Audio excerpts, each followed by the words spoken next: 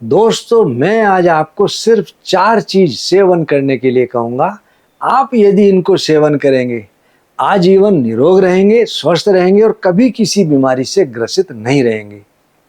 आप इन चीजों को प्रयोग करके देखें और 4 चीज ही मैं आपको छोड़ने के लिए कहूंगा। आप इनको छोड़ें, निश्चित रूप से आपके शरीर के अंदर कितना अच्छा परिवर्तन आएगा। आप इसको एक बार व्यवहार में लेकर देखें।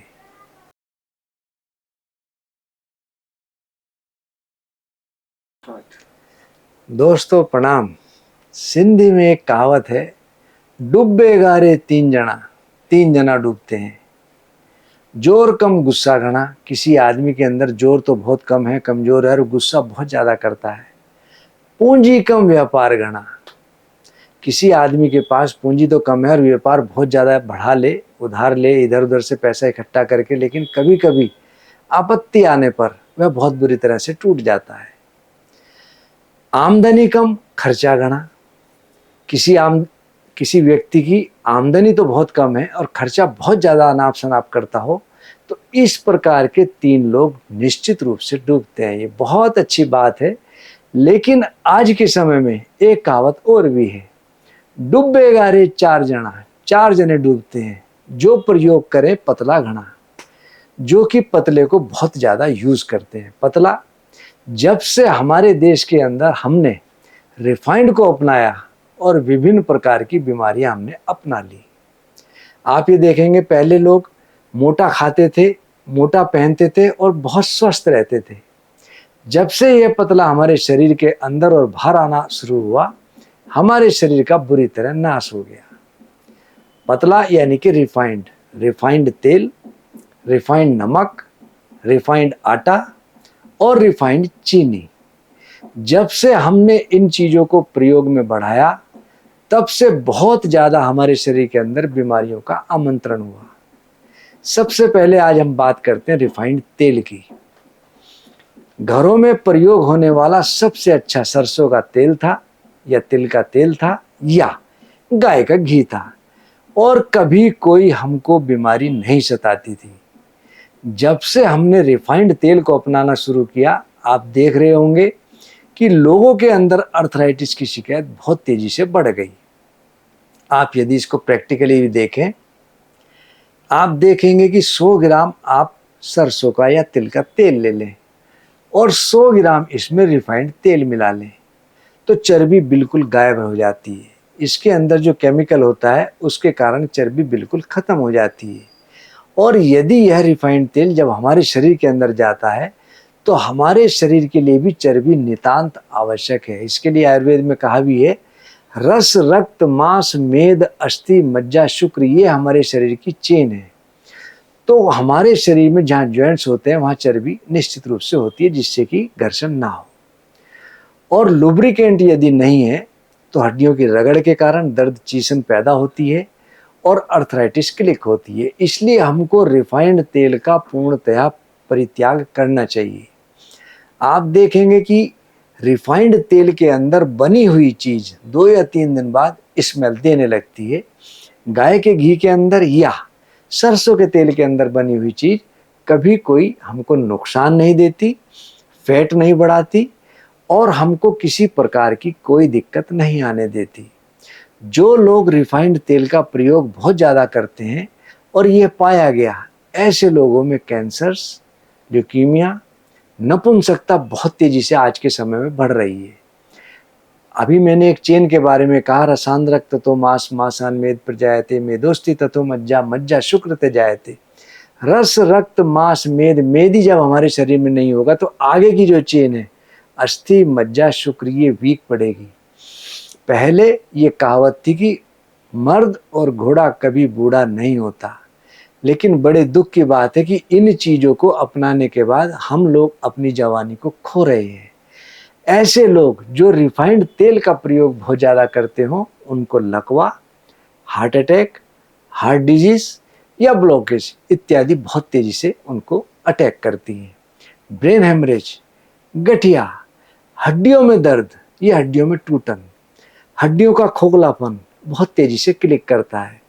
और ऐसे लोगों की आंखें बहुत तेजी से डाउन होने लगती हैं, उनकी आंखों की दृष्टि कमजोर होने लगती है। बालों का रूखापन अक्सर देखा जाता है। पहले माँ बाप, दादा दादी, नाना नानी बच्चों की सरसों के तेल से मालिश करती थी और सिर की भी मालिश करते थे। उससे उनके बाल घने बने रहते थे और बुढ़ापे तक रहते थे। लेकिन आज के समय में जब से हमने रिफाइंड तेल प्रयोग करना शुरू करा, तब से हमारे बालों में दिक्कत आने लगी। त्वचागत रोग यानी कि स्किन की डिजीज बहुत तेजी से क्लिक करती हैं और लेडीज में बांझपन इसके कारण बहुत तेजी से पाया जा रहा है। इसलिए आज हम आपको कहते हैं कि हमको इस रिफाइंड तेल का बिल्कुल परित्याग करते हुए सरसों का तेल या गाय का घी का ही सिर्फ और सिर्फ प्रयोग करें। दूसरा नंबर आता है रिफाइंड नमक का। कभी आप देखेंगे किसी को ब्लड प्रेशर हाई हो रहा हो, डॉक्टर्स के पास जाते हैं तो डॉक्टर कहते हैं कि आप लो साल्ट डाइट लो, यानी कि सेंधा नमक का प्रयोग करो। हम अक्सर व्रत में सिर्फ और सिर्फ सेंधा नमक का ही प्रयोग करते हैं।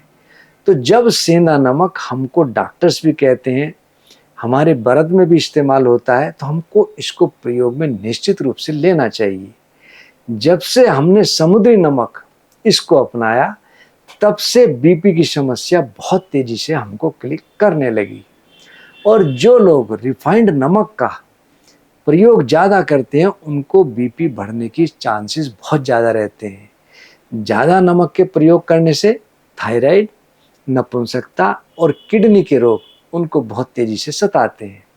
आपने देखा होगा आज के समय में एक बीमारी जंक फूड खाने के कारण बहुत तेजी से क्लिक कर रही है, पथरी की। लोगों के पेट में पथरी बहुत ज़्यादा पाई जाने लगी।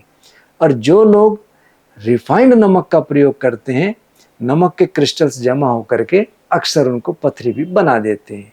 इसलिए हमको रिफाइंड नमक का पूर्ण रूपेण परित्याग कर देना चाहिए।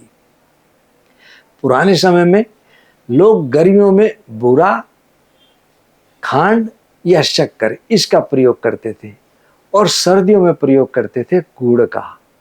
जब से हमने इन चीज़ों को छोड़ा, चीनी को अपनाया, हमारा शरीर मोटा होने लगा, हमारा मेटाबॉलिज्म सिस्टम बहुत डाउन होने लगा, हमारे शरीर के अंदर शुगर की मात्रा, डायबिटीज़ की मात्रा बहुत तेज़ी से बढ़ने लगी। और अक्सर जो लोग बहुत ज़्यादा चीनी का प्रयोग करते हैं, उनको कमजोरी बहुत तेज़ी से क्लिक करती है और उनका लीवर कमज़ोर होता है।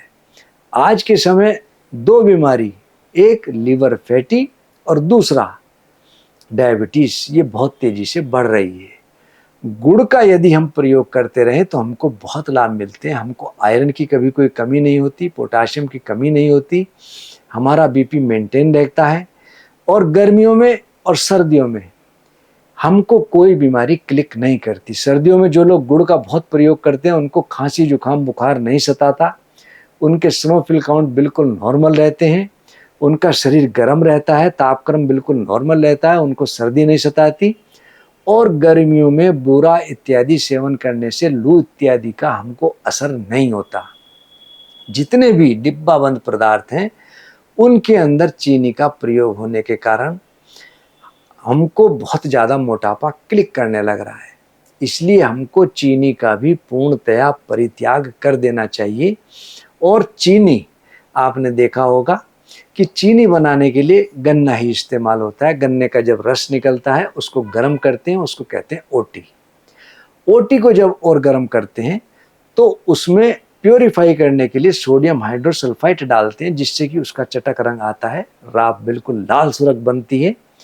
और इसको सेंट्रीफ्यूगल मशीन में डाल करके ठंडा करने के बाद चीनी अलग और शीरा अलग हो जाता है। लेकिन यदि हम गुड़ का या शक्कर का प्रयोग करें और बिना मसाले वाली का प्रयोग करें, तो हमको कभी डायबिटीज़ की आशंका नहीं रहती। इसलिए हमको सिर्फ और सिर्फ बूरा, खांड, शक्कर और गुड़, इनका ही प्रयोग करना चाहिए।